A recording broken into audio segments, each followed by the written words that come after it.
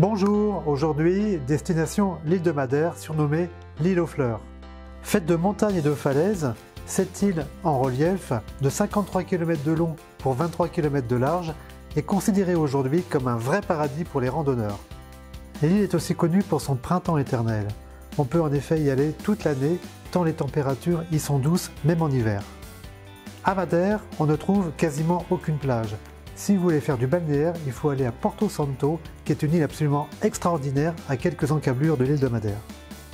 Madère est en fait un gros rocher montagneux et boisé, à tel point qu'il a fallu d'ailleurs construire une piste d'atterrissage à rallonge sur pilotis. D'ailleurs, les pilotes de ligne qui arrivent à Madère doivent avoir une certification bien spéciale. Parlons donc des randonnées. Il s'agit en effet de l'attraction principale de l'île de Madère. C'est en effet au fil de tous ces sentiers que l'on découvre les plus beaux paysages de l'île de Madère. Mais attention, il convient de bien se préparer avec notamment de très bonnes chaussures, avec une bonne accroche, des vêtements étanches, car à Madère, toute l'année, vous pouvez avoir de la pluie qui va et qui vient. N'oubliez pas également des lampes frontales, car au fil des sentiers, vous pouvez très bien arriver parfois dans des tunnels.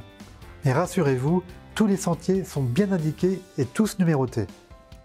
Madère est vraiment une île où on s'émerveille face à la nature. Il y a notamment de très beaux points de vue, dont le Capo Girao, d'une hauteur de 580 mètres, qui est donc la plus haute falaise d'Europe. Vous y avez une plateforme au-dessus du vide, avec un sol en verre transparent, effet garanti. Vous avez également la pointe de Sao Lourenço, qui est d'une beauté absolue. Avec ses roches de couleurs absolument provocantes et la mer qui s'étend devant vous, le point de vue est vraiment formidable.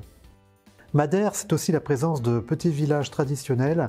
Vous avez par exemple le village de Camara de Lobos. Pour la petite histoire, sachez que c'est un village qui était très fréquenté par Winston Churchill, qui venait y pratiquer son hobby qui était la peinture. Vous avez d'ailleurs une statue le représentant en train de peindre une de ses nombreuses toiles avec son éternel cigare au coin de la bouche. À vous de la trouver. Bien entendu, une halte à Funchal, capitale de l'île, est vraiment un incontournable. Cette grande ville construite à flanc de montagne offre en effet de nombreux points d'intérêt. Vous y avez notamment le fameux marché de Dos Lavradores, réputé pour ses étals colorés de fruits et de légumes locaux. Vous avez également le jardin botanique, une bulle de nature de près de 35 hectares située sur les hauteurs de la ville, avec un nombre incalculable de fleurs, c'est vraiment très joli à voir. Et pour finir, les environs de l'île étant fréquentés par les dauphins et les baleines, une sortie en mer s'impose.